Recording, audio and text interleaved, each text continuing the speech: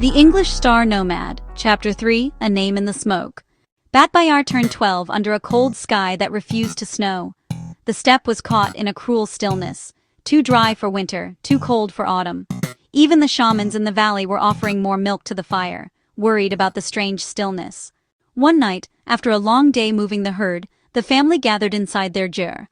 Batbayar sat by the dung-fueled stove, the warmth rising to the low ceiling.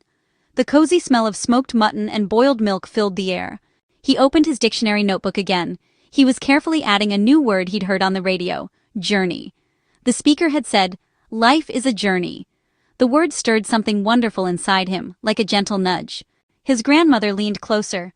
"You still chasing the wind with that language, little one?" she asked softly in Mongolian.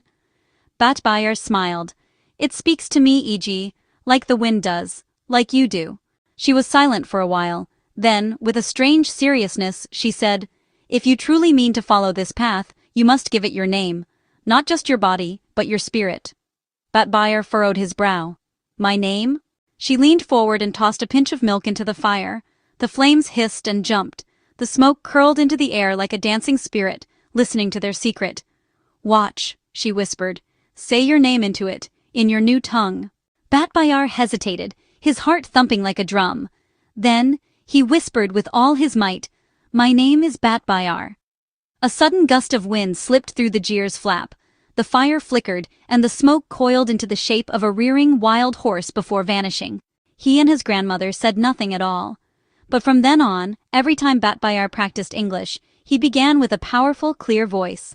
"My name is Batbayar. I am from Mongolia." He was giving his name to the language. That winter the dzud came, a hard freeze after a dry summer. It was the worst kind, locking the grass beneath a sheet of ice. Herds died by the hundreds across the steppe. Families lost their animals, their lifelines. Batbayar's family struggled every day. Still, at night, with hands raw from the bitter work, Batbayar studied.